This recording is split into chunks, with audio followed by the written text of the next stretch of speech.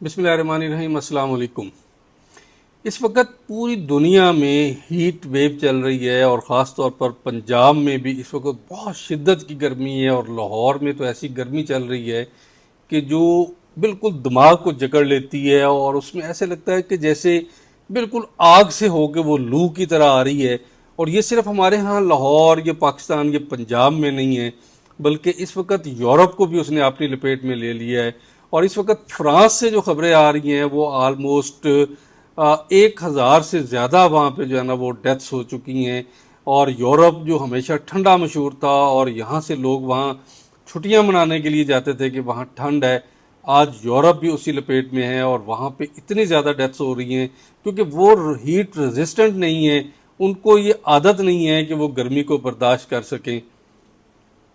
तो इस heat resistant ना होने की वजह से आज यूरोप बहुत ज़्यादा परेशान है और ख़ास तौर पर फ्रांस के इर्द गिर्द जो एरियाज़ हैं वहाँ पे इस वक्त जो टेम्परेचर है वो सिर्फ 40-44 तक गया है।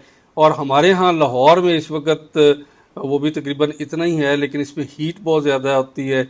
और अक्सर औकात हमारे यहाँ लोग दोपहर को भी धूप में या एक छत के नीचे छोटी सी वो चाय पीते नजर आते हैं, जबकि यूरोप इस वक्त जो है ना वो बिल्कुल डेड एंड पे आया हुआ है और वहाँ पे कॉलेजेस में, यूनिवर्सिटीज़ में छुट्टियां कर दी गई हैं। तो आए हम देखते हैं कि इसकी वजह क्या है। सबसे पहली वजह तो इसमें जो ओवरऑल एक ग्लोबल वार्मिंग है और मौसमियाती जो तब्दीली है वो सबसे ज़्यादा जो ग्रीन हाउस गैसेस की वजह से भी जो है ना वो ज़मीन का टेम्परेचर डे बाय डे बढ़ता चला जा रहा है। और आलमी माहिरीन के मुताबिक यूरोप और एशिया में मौजूद हीट वेव का ये सबसे बुनियादी जिम्मेदारी वो ग्लोबल वार्मिंग है। और हीट डोम जो हाई प्रेशर है सिस्टम का, जब फिजा में एक जगह पे आके हवा का प्रेशर बिल्कुल रुक जाता है तो ये गर्मी का निज़ाम बन जाता है, बहुत ज़्यादा हीट आनी शुरू हो जाती है। तो उसकी वजह से इस वक्त सूरज की तपश जो है वो मुसलसल बढ़ती चली जा रही है क्योंकि उसको आगे रोकने वाली वो जो चीज़ें थी वो नहीं है।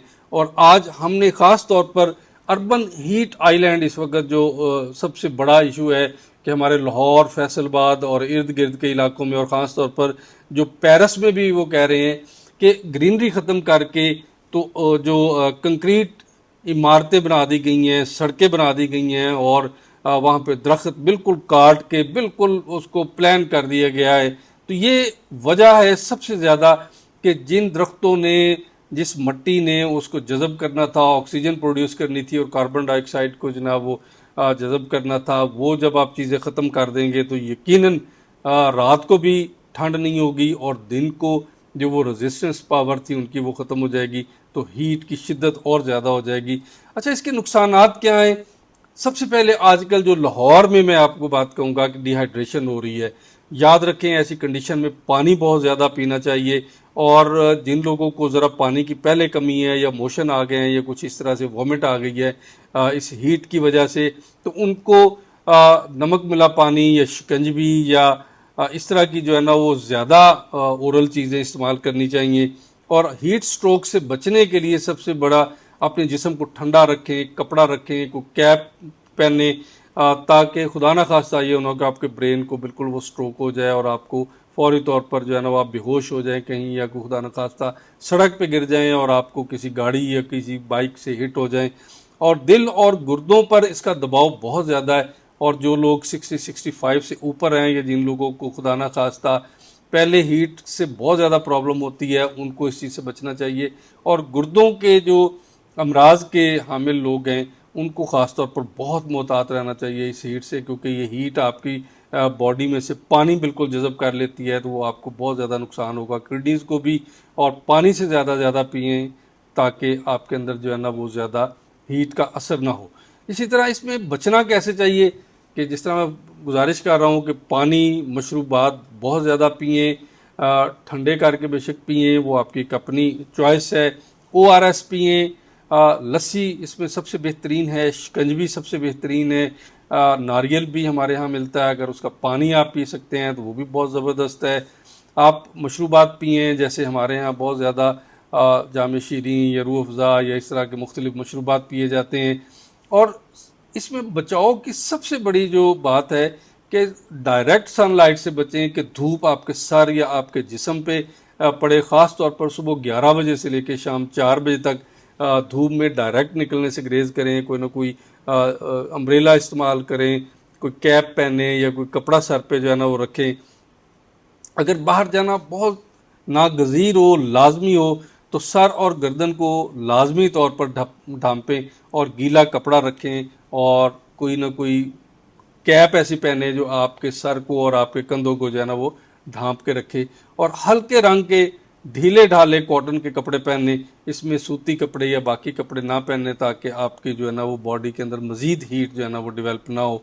कमरे को, घर को ठंडा रखें, आराम करें, खिड़कियों पर गहरे रंग के पर्दे डाल दें ताकि बाहर की तपश ज़्यादा जो है ना वो अंदर ना आए। अगर एयर कंडीशन अल्लाह ने आपको दिया है उससे फ़ायदा उठाएं, रूम कूलर लगाएं, या कम से कम पानी का छिड़काव करें ताकि उससे जो है ना वो ठंडा रहे। बार बार नहाएं ताकि आपकी बॉडी को जो है ना वो बहुत ज़्यादा हीट ना चढ़े।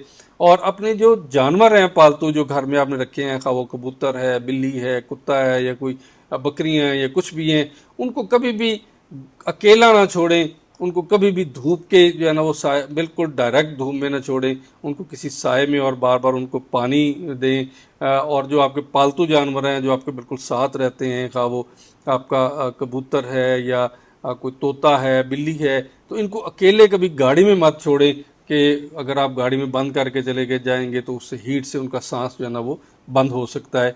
तो ग़िज़ा में भी यकीनन आपको बहुत बड़ी एहतियात करनी चाहिए। बहुत ज़्यादा हैवी चीज़ें, तली हुई चीज़ें, तेज़ मसाला जात वाली ग़िज़ाएँ आपको इस्तेमाल नहीं करनी चाहिए, बल्कि वो चीज़ें इस्तेमाल करनी चाहिए जो हल्की फुल्की हों और जल्दी हज़म हो, ताकि दोबारा आपका सिस्टम जो है ना वो रीस्टार्ट हो सके। इसी तरह ऐसी सब्जियों और फलों का इस्तेमाल बढ़ाएं जिनमें पानी की मिकदार ज़्यादा होती है, जैसे तरबूज है, खरबूजा है, खीरा है, पुदीने की चटनी है, और लस्सी वगैरह, दही की है, दूध की लस्सी है, ये चीज़ें ज़्यादा इस्तेमाल करें। और ख़तरनाक इलामात में सबसे बड़ी इसमें जो है कि अगर खुदा ना खास्ता आपको धूप में जाने से शदीद सर दर्द हो रहा है, चक्कर आ रहे हैं, मतली है, दिल की धड़कन तेज़ हो गई है, या बेहोशी की शिकायत हो रही है, तो फौरी तौर पर किसी ठंडी जगह पर मुंतकिल होकर लंबे लंबे सांस लें और पानी छिड़कें। और अगर पॉसिबल हो तो नज़दीकी किसी हॉस्पिटल में जाएं ताकि आपकी जान बचाई जा सके। आप याद रखें, ना सिर्फ आप अपनी जान के मुहाफ़िज़ हैं, बल्कि इस मुआशरे में हर उस शख्स की जान के मुहाफ़िज़ हैं जिनको इन चीज़ों का पता नहीं है।